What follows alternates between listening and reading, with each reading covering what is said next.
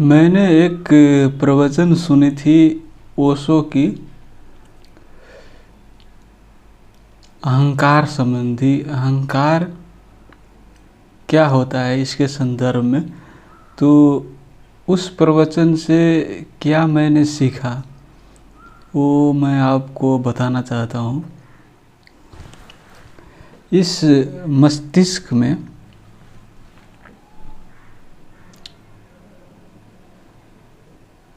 एक मैं भाव होती है कि मैं ये शरीर हूँ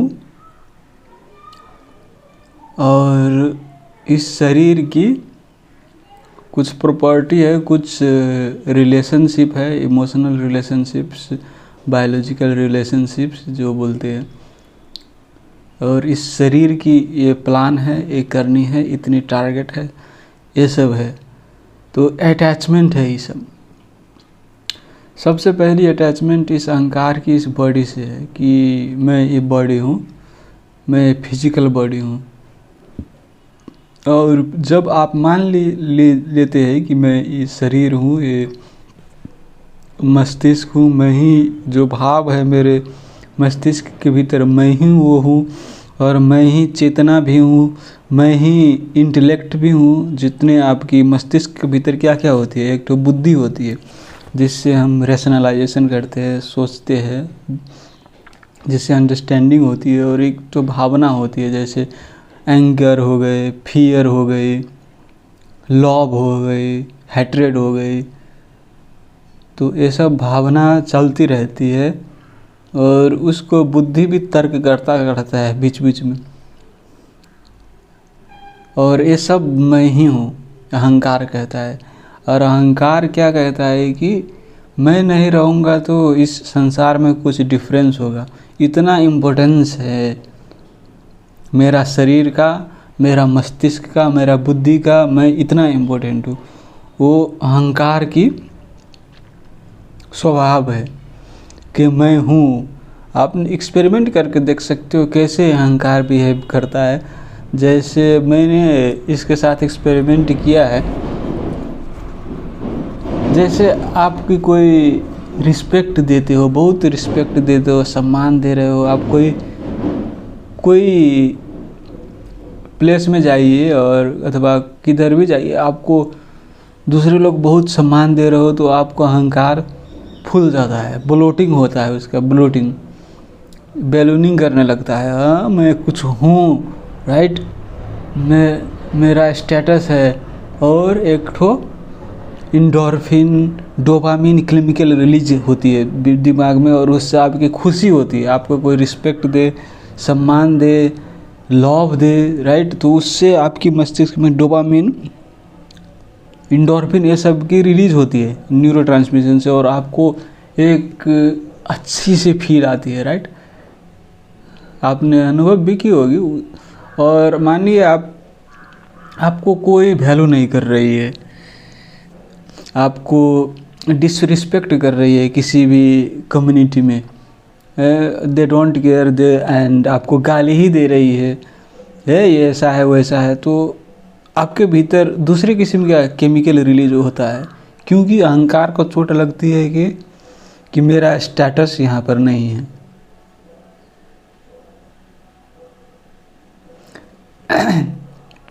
अहंकार मरने लगती है उससे, कि अहंकार कहती है मुझे चोट लग रही है, मुझे दर्द हो रहा है यहाँ पर। तो जो संत जो कहते हैं ना, अथवा जो योगी सब होते हैं, वो क्या करता है, अहंकार को मारता है। वो सब इतने एक्सपेरिमेंट करता है अहंकार हो कि अहंकार ख़त्म हो जाती है। जब अहंकार ख़त्म हो जाती है तो आपकी कोई ऐसी तत्व नहीं बचती आपकी मस्तिष्क में जिसको इफ़ेक्ट हो ये सब चीज़ से, रिस्पेक्ट, लव अथवा डिसरिस्पेक्ट, एब्यूज, ये सब से कोई असर नहीं पड़ती है, क्योंकि वो अहंकार ख़त्म हो चुका होता है। और अहंकार को क्या है कि आप जितने इसको प्रमोट करोगे, जितने आप इससे अटैच होगे, वो उतनी बढ़ती जाती है। जैसे आप किसी इन्वायरमेंट में रहो और आपको लॉन्ग टर्म तक वैसे आपको बेइज्जत करने वाली हो कोई व्यक्ति, कोई समाज, और आपको डिसरिस्पेक्ट करती हो, हेट्रेड करती हो, तो उससे मेरा इस अस्तित्व, अहंकार समझता है कि मेरा अस्तित्व नहीं है। ये सब बहुत ही बड़े बड़े लोग सब है, इकोनॉमिकली, फाइनेंशियली, इंटेलेक्चुअली सब ज़्यादा है, और मैं इसके सराउंडिंग में, इसके बीच में कुछ नहीं हूँ। तब अहंकार मरता है और उससे अहंकार को चोट पहुँचती है, राइट। और उससे आप ऐसे हो जाते हो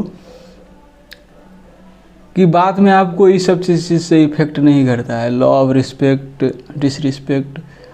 तो कबीर इसी संदर्भ में क्या बोले हैं कि निंदक नियरे राखिए, कि जो निंदा करने वाला है आपका, उसको नज़दीक ही रखो, अपने वरी परी रखो उसको, ताकि आपकी हरदम निंदा करते रहे।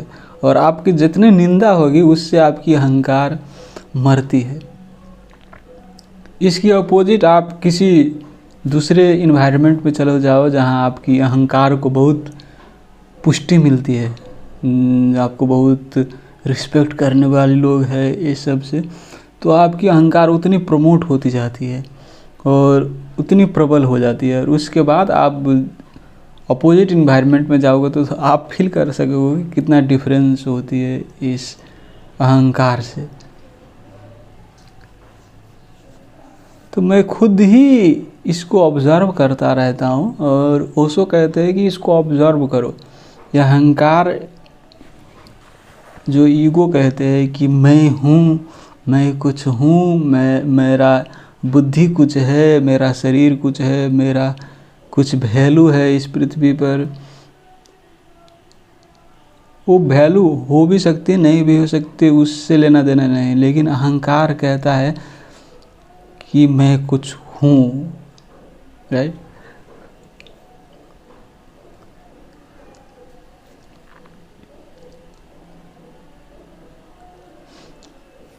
आप अपने आप को ऑब्जर्व करो। मैं अपने थॉट्स, विचार को ऑब्जर्व करता हूँ, और ऑब्जर्व करोगे तो आप इसकी चाल को समझ पाओगे। ये मस्तिष्क क्या सोचता रहता है, कैसे बिहेव करता है, वो चीज़ समझ पाओगे।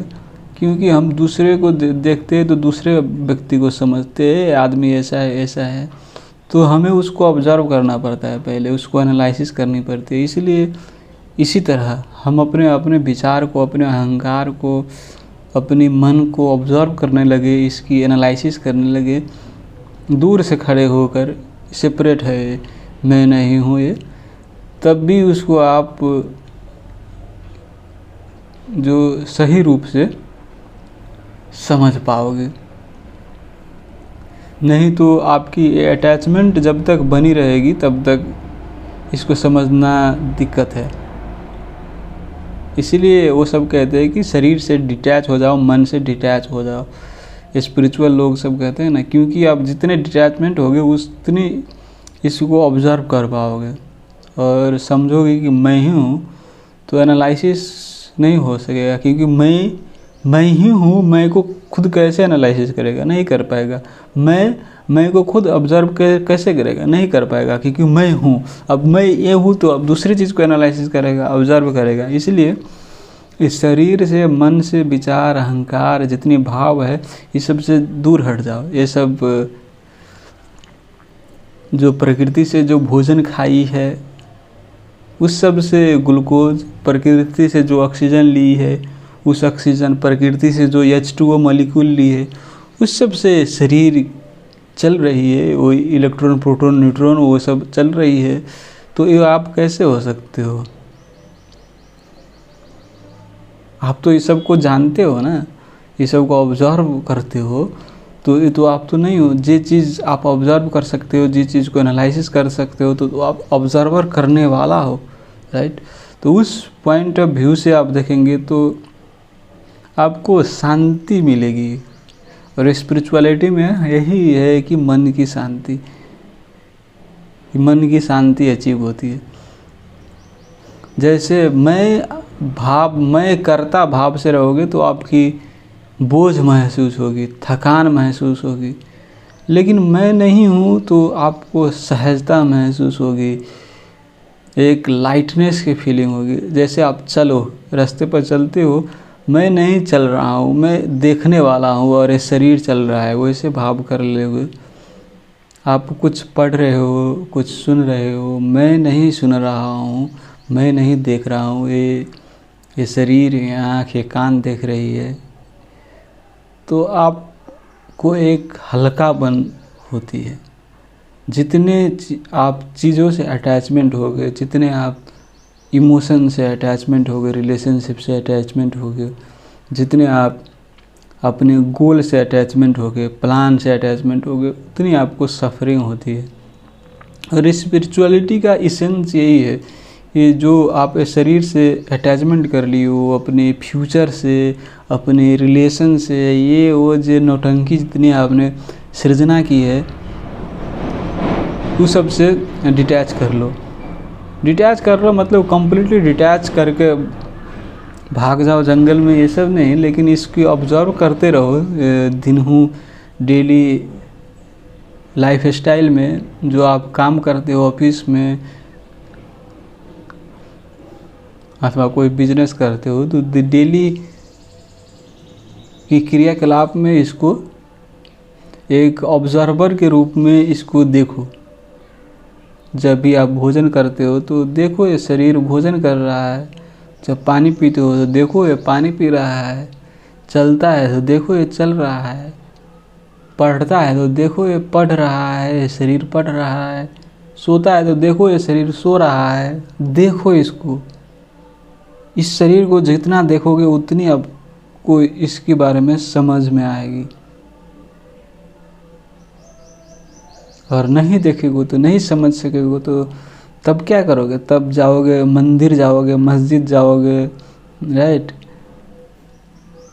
गुरु के पास जाओगे, यहाँ जाओगे, वहाँ जाओगे, शांति खोजोगे, सुख खोजोगे, और कहीं पर कुछ नहीं है। अपने आप को समझ लोगे, मन को समझ लोगे, क्या कर रहा है मन, क्या खोज रहा है, सुख खोज रहा है, शांति खोज रहा है। देखो इस मन को, जितने देखोगे तब भी इसकी चाल समझ पाओगे क्या कर रहा है। नहीं देखोगे, एस्केप करते रहोगे, ये चीज़ आपको बोरिंग लगती है, तो इसको आप कभी नहीं समझ पाओगे।